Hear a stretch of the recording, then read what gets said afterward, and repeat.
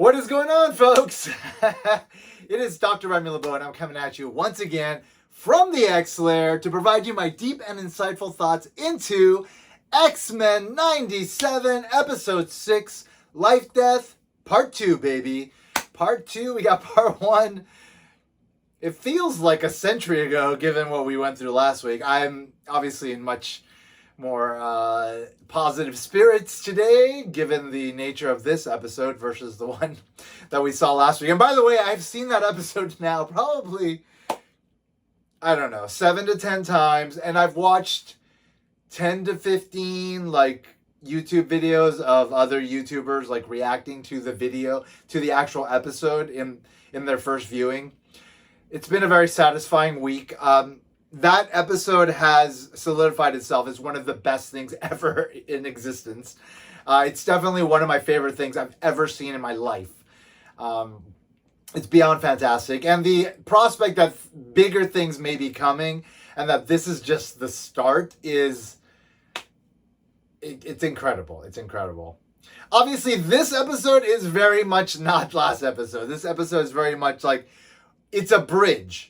It's a bridge to wherever it is we're going in the aftermath of what happened last episode. The genocide that occurred on Genosha. We don't yet know how many millions were killed. In the comics, it was several millions.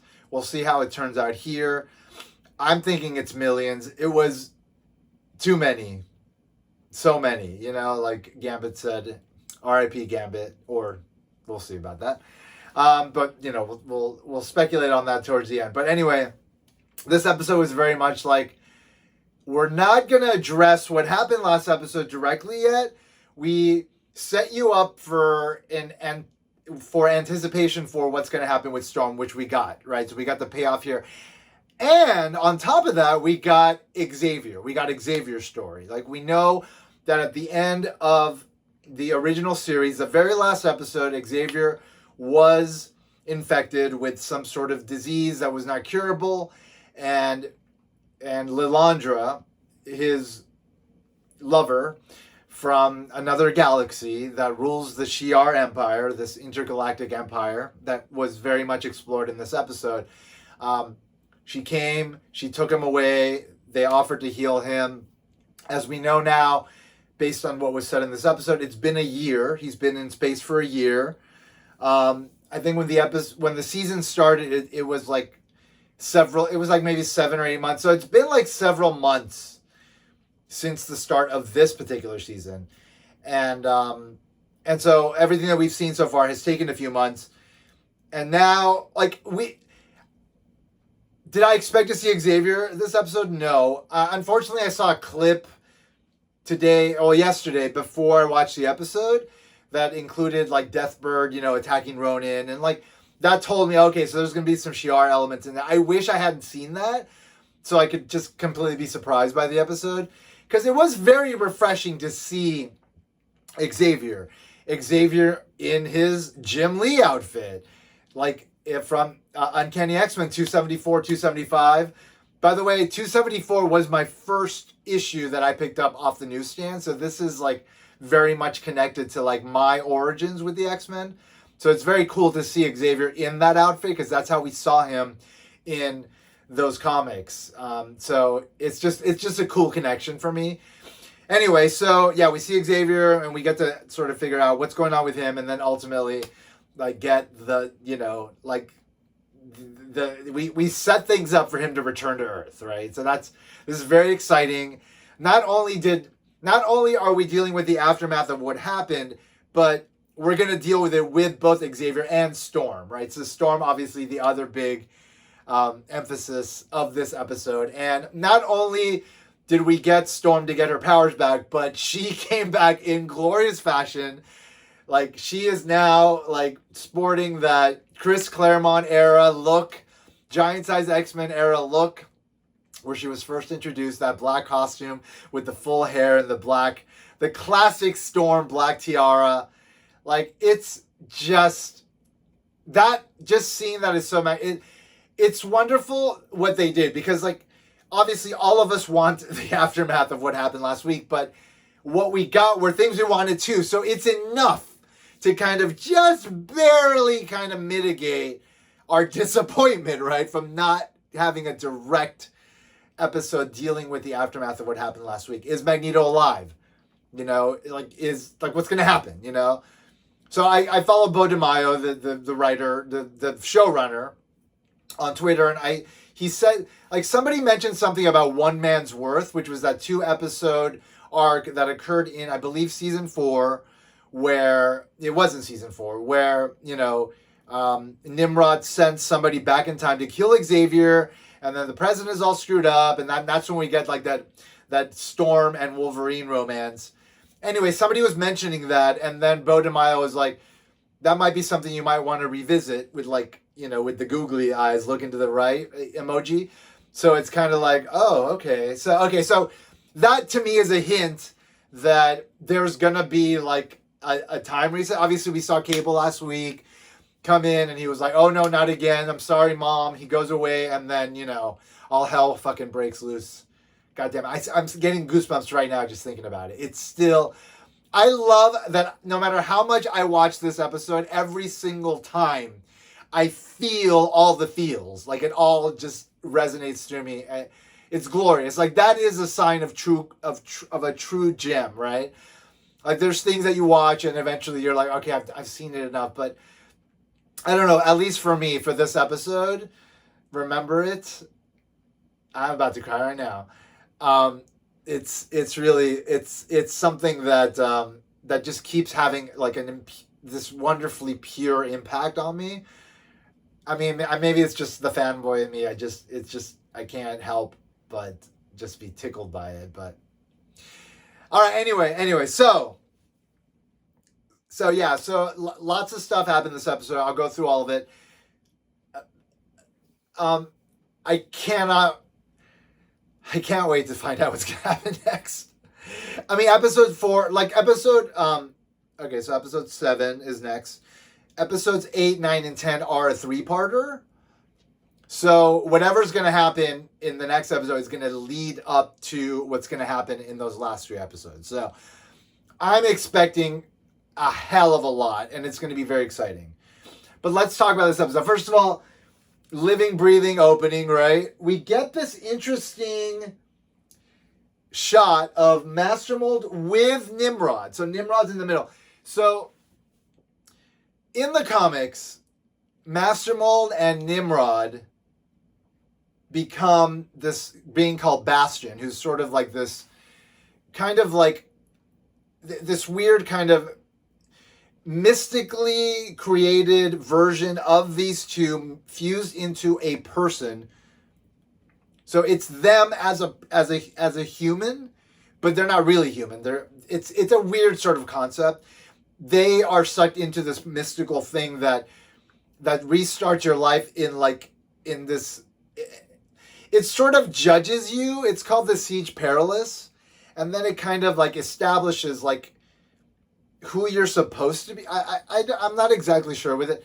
Anyway, a lot of people are speculating that Bastion is the one responsible for what happened. As we saw at the end of this episode, it is Sinister. Actually, I'll talk about that when I get to it. Like, that's the last thing I'll talk about. But anyway, this, though, is ominous, right? This tells us something. It's like, maybe it's...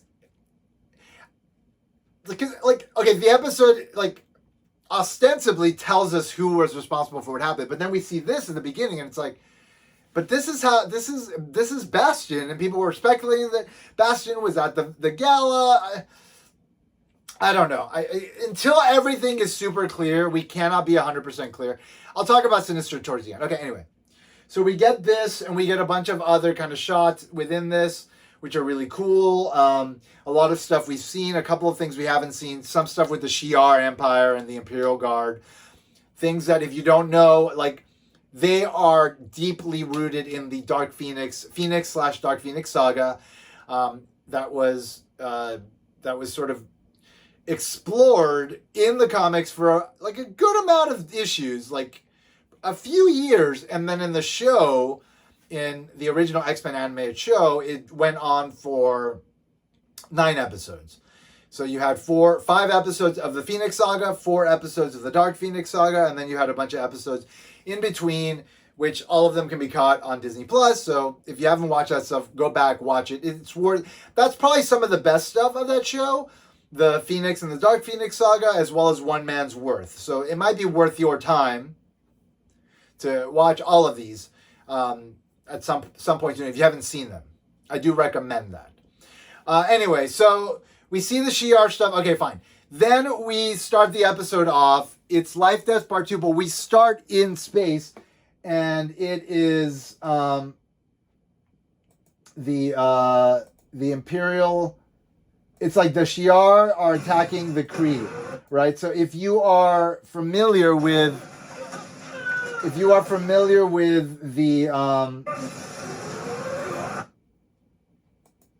the MCU and you're not a big comic person, like you've heard of the Kree. Actually, I'll just leave it right here. This is a lovely frame. This is something else we saw in the opening, which I really liked. So we start off in space, right? And like, not only are we in space, not only are we dealing with the Shi'ar, not only does that imply, okay, we're going to see Xavier and we're going to deal with Xavier, but at the same time, we're also establishing like, this is the Marvel Universe. You know, in the Marvel Universe, you've got the Shi'ar Empire. You've also got the Kree Empire. You've got the Skrulls. Like, everything that we know to exist within Marvel, the Marvel Universe proper, is in this world. Because, I mean, if you know the show had a lot of cameos. It had Captain America in it, like in a full episode with Wolverine, a cameo somewhere else. We saw Thor, we saw Black Panther, we saw Doctor Strange, we saw Spider-Man, and then of course Spider-Man and the X-Men animated show had a crossover, and then when Spider-Man did Secret Wars, which is like this, you know, big crossover within Marvel that was adapted there, that has all the heroes and all the villains fighting on this planet that was created by this being called the Beyonder.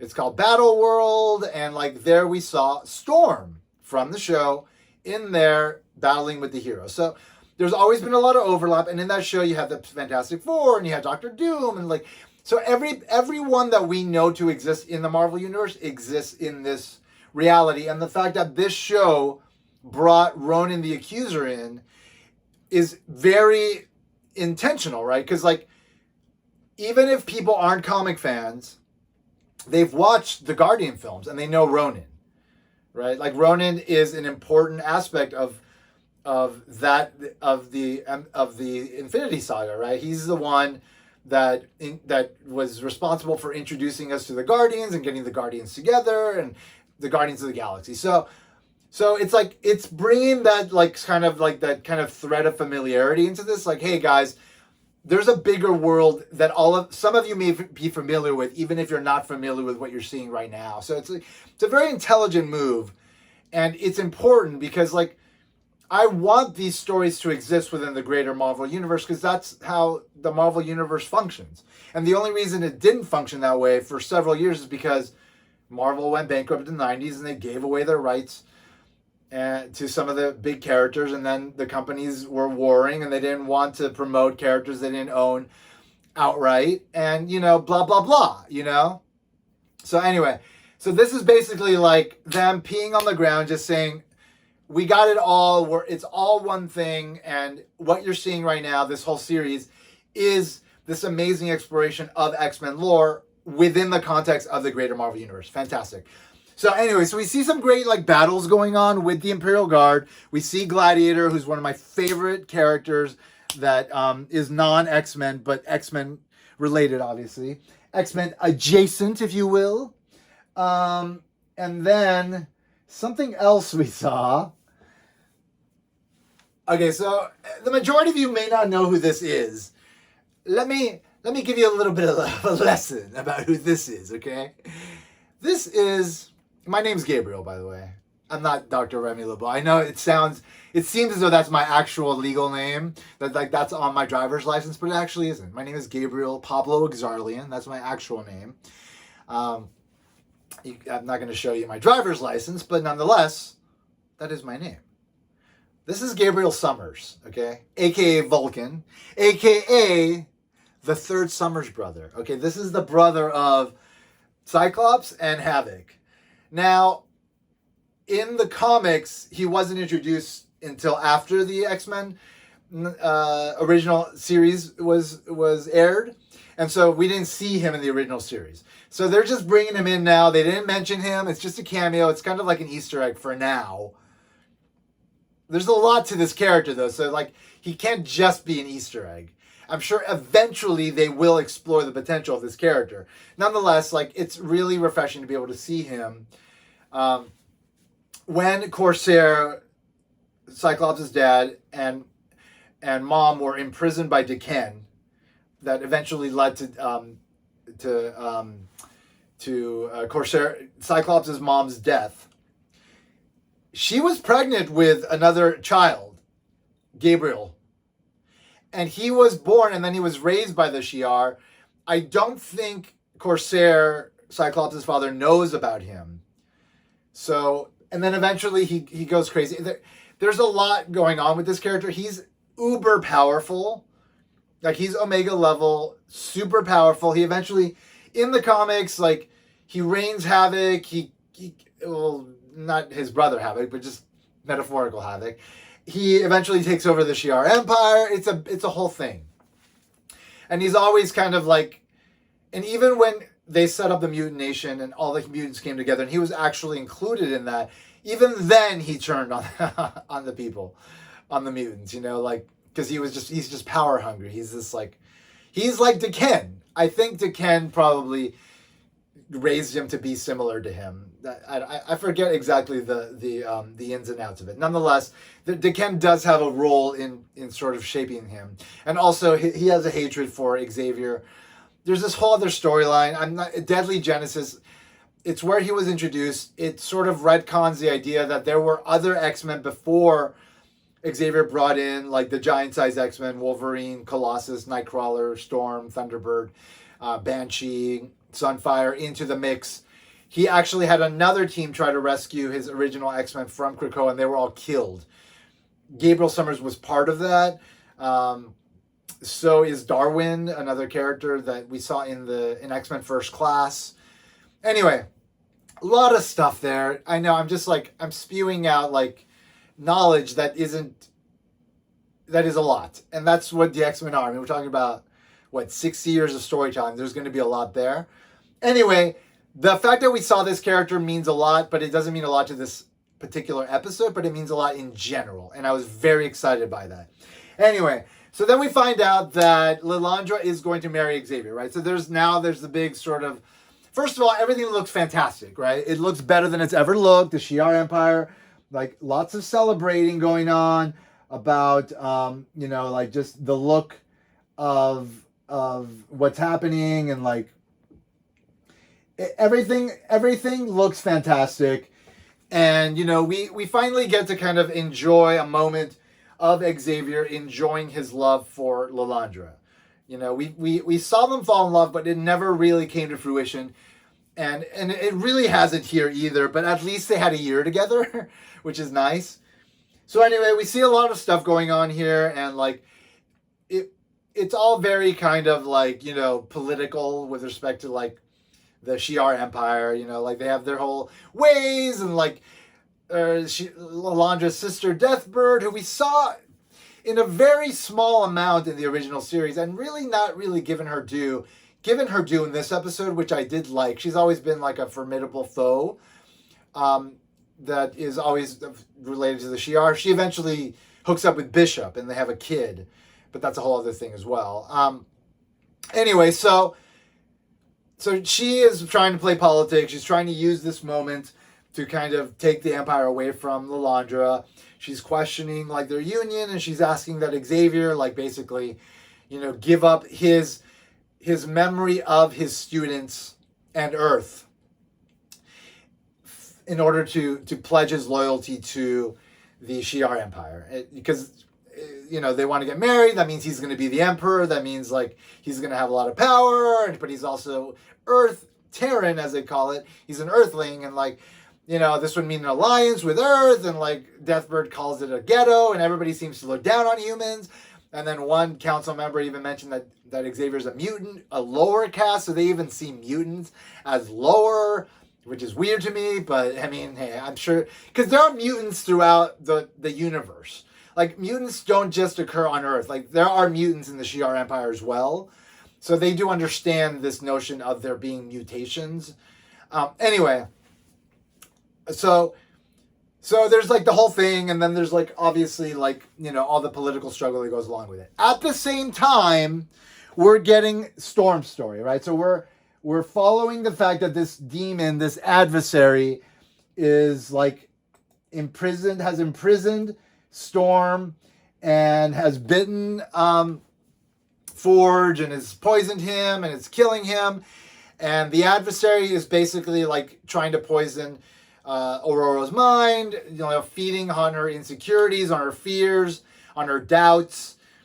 Obviously, a very metaphorical idea of just sort of like the adversary that we all carry, that tries to sabotage us, right? RuPaul calls it the saboteur, our inner saboteur.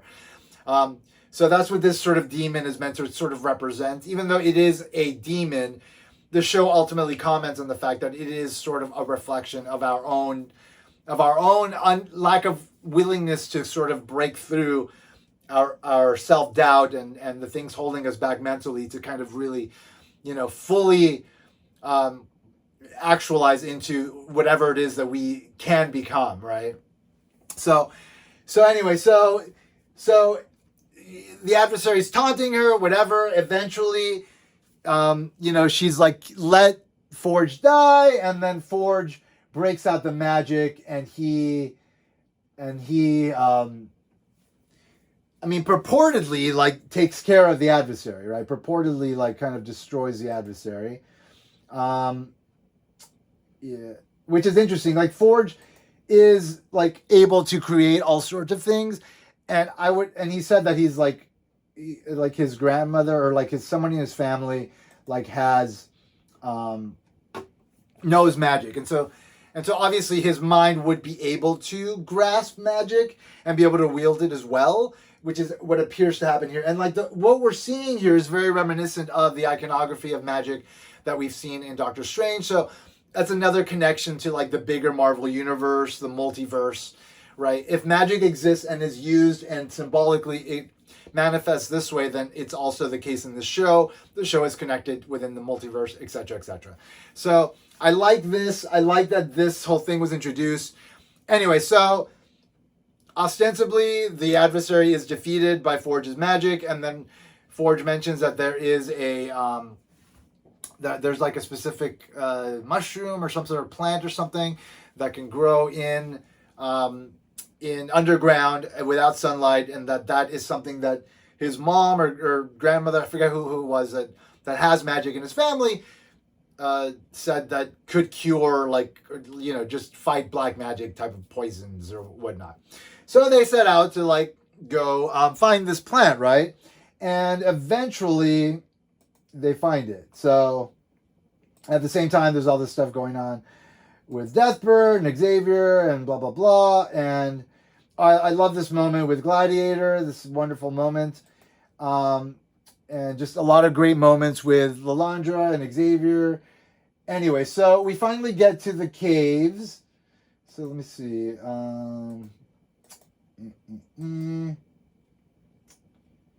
Okay, so... All right, so we get to the caves, and then the adversary like reemerges, right? So the adversary reemerges, and then in her exchange with the adversary, she realizes that whatever it was that Forge did to her in that container that she walked into, that he sort of augmented, that it had actually worked. And the reason why her powers hadn't manifested had nothing to do with what the executioner did to her, but it was her own self-doubt. It was her stopping herself from fully manifesting her powers. Like there were two things that were suppressing her powers. one thing was fixed, but the other thing she had sort of given herself over to because of the despair she felt because of what the trauma that she experienced from that whole experience, and that sort of locked her mind in a way that affected, like it was a psychosomatic sort of situation where like her mind was stopping her powers from manifesting again. And so in that exchange with the adversary, she eventually realizes that that is what's going on, and as that's happening, her powers manifest, right? Her powers manifest, and then what happens? Something wild. Okay, so first of all, there is a precedent to this, okay? There is a precedent to this. When I remember there was like, in one of the, I think it might have been even in the first episode, like, she somehow was able to use her powers to manifest her costume, okay? Somehow in this, maybe it was in her manipulation of, or in her conquering of the adversary, somehow she was able to use the adversary's reality warping powers to create not only her costume, but also a full head of hair. Hey, however you want to justify it, it doesn't have to be real, okay? It's totally fine. What we got though was Storm in her black costume from the Claremont era. It is beyond magnificent. It is spectacular. She looks beautiful. It's just wonderful. Like, you just don't expect to see something like this, and all of a sudden you do, and you're like, holy shit, Storm. Storm. Look at Storm. Like, it's really exciting, you know, because it's like, all right, we're starting from the Jim Lee 90s era, but then we're going to honor the entire history of these characters, and we're going to you know, just make this continue making this the love letter to all of the fans that it needs to be, and that we deserve it to be, because, you know, we've been walking in a desert, and there's been no water for several decades beyond the comics, and now it's like we're being showered upon with just like liquid joy, and it's wonderful, and I'm really excited about it. Just seeing Storm in this costume is so wonderful, and then seeing it all kind of turn around for her, and then eventually when she's talking with Forge, like, you know, she mentions, like, I realized that to beat an adversary, sometimes you just have to embrace it. It's like you just have to kind of embrace, this adversary exists within me, the things that are going to be said, the doubts, the fears, all this stuff is a part of me, and I'm going to take it in, and I am going to let it be a part of me, but at the same time, by doing that, I'm going to empower myself, and I'm going to break free of like the hold that it has on me, trying to define me, and I'm going to be the self-actualized, like fully multi-dimensional person, powerful person that I can be. I love the layers of meaning that the show sort of tries to elucidate upon, you know, that it in the subtext that is clearly there, just kind of bringing it to the forefront for the children, because obviously a lot of adults are watching this, but children are going to be watching this as well, and like it's just lovely to get all these kind of moral lessons.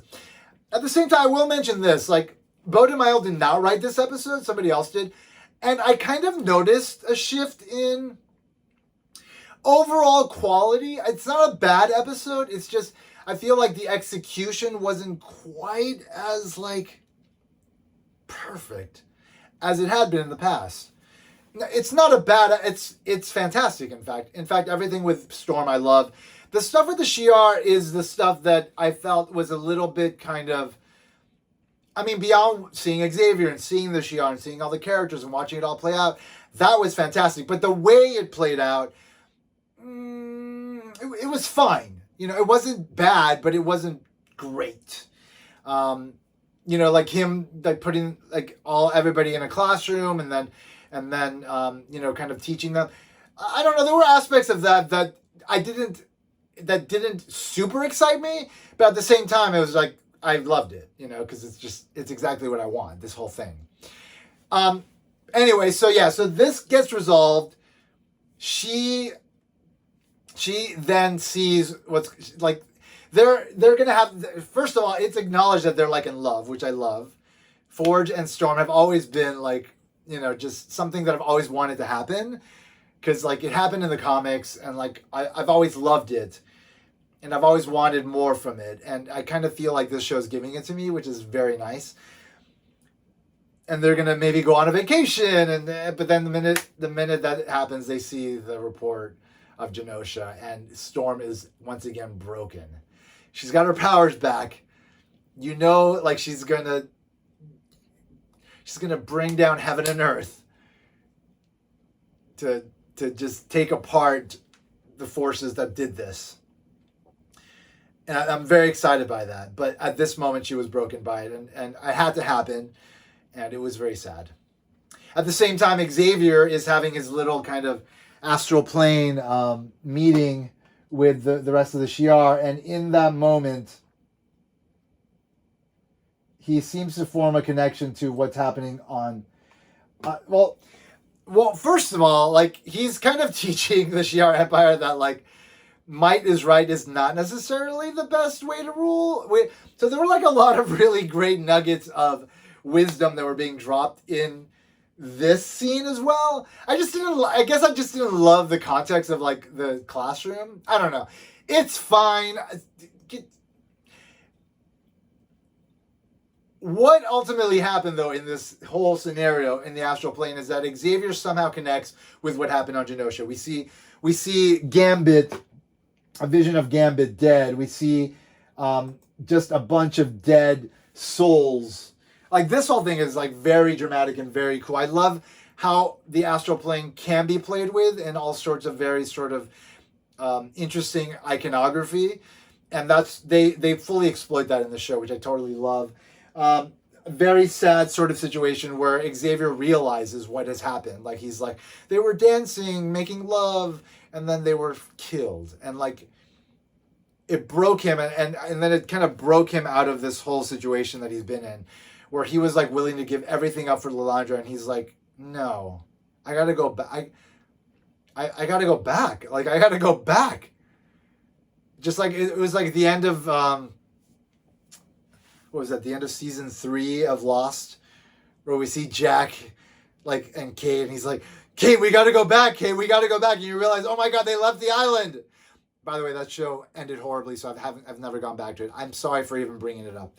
Anyway, Xavier's like, oh my God, I've got to go back to Earth, because some shit went down, and he knows what went down, and he's broken by it, and he needs to do something about it. So Xavier is on his way back to Earth. That is the final moment of this episode. So a lot happens, but it's also like a lot of setup. Actually, that's not the final moment of the episode. That's the final moment of Xavier in space. The final moment of the episode is when we find out. Well, first of all, I want to mention a couple of things, okay? Obviously, horror movie iconography has... They've decided to associate that with Sinestro. They want to really make him into like the big bad. And like they want to bring iconography that's familiar into it. So a lot of like horror movie, like Trask, this is the guy that created the Sendles. He's being chased. He doesn't like he says like, I let you use my DNA to access Master Mold. So, and then he says, I want to die for what happened to Genosha. So Trask feels bad about what happened to Genosha. So he didn't cause it. It looks like Sinister was. And then Sinister said something about like, what happened on Genosha is just a prologue. Like, what is this about? Like, what is Sinister's plan here? Like, why destroy? He wants the mutants to think that humans did it, maybe, and then he wants the mutants to attack humans. He doesn't want peace between humans and mutants. What does he want? Does he want the mutants to unleash and take over? Is that what he wants? I wonder what he wants. It's going to be interesting to find out eventually, because like what happened on Genosha is just awful. And like I've always known Sinister is awful, but like for him to be that awful, really? That's okay, well now you've just crossed a lot of lines, Sinister. But why? I need to know why. And we're going to find out soon. And it's going to be awesome. Anyway, so there's a lot of horror movie iconography here. Like, there's a movie theater.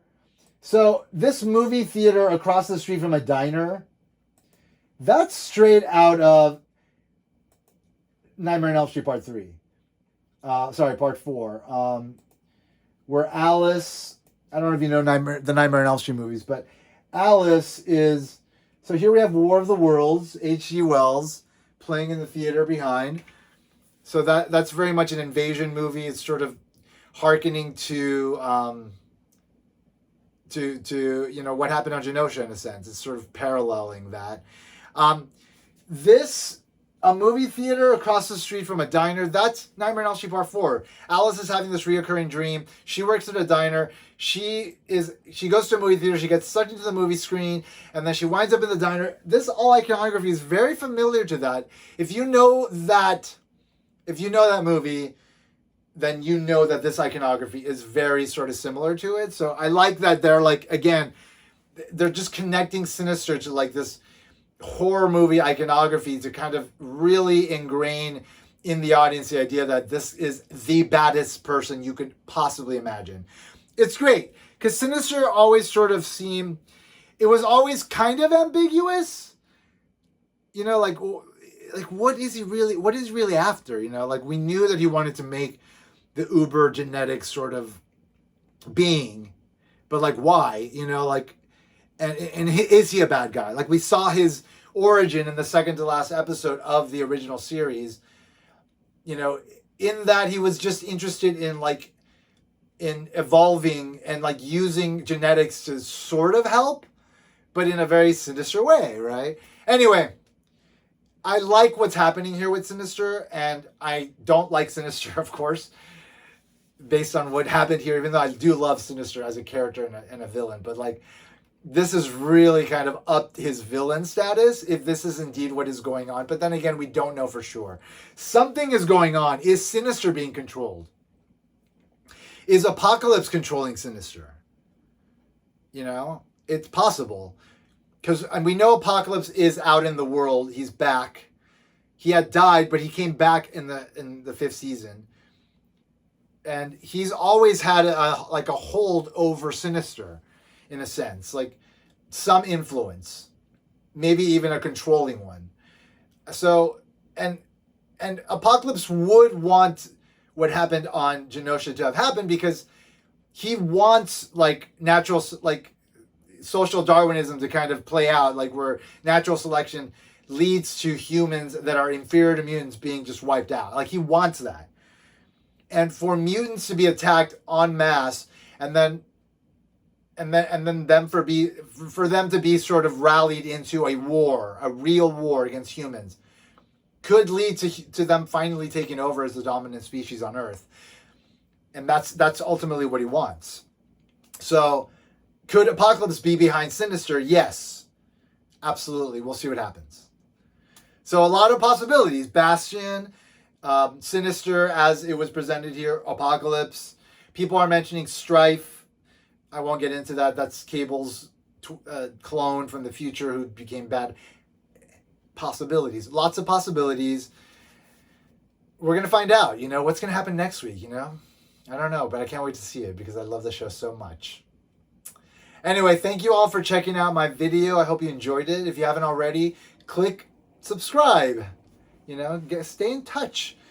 Watch the next video. Make sure you click that bell, the notification bell, so you know when my next video pops up. Drop a comment below. Let me know what you thought. Give me a thumbs up, thumbs down, whatever. What do you think? You like this video? You like me talking about this stuff? I know you do. That's why you keep coming back. Because I love it too. I'm not one of these YouTubers that's like, I want views and I want this and I'm not that guy. I've had my channel for over 10 years. I just talk about the stuff I love when it's worth my time. I'm not like, I gotta be on a schedule and I gotta do all this stuff. It's like, I'm not that guy. So, I do this for the love of the things I talk about. And if I'm here talking about this show every week, I'm beyond in love with it. And that's just the way it is. Anyway, I hope all of you are doing well. And as always, I want to remind you that if you have not already, you better put an X in the box. Is it your dress? Because ain't nobody checking me, folks. Ain't nobody checking me. Bye-bye.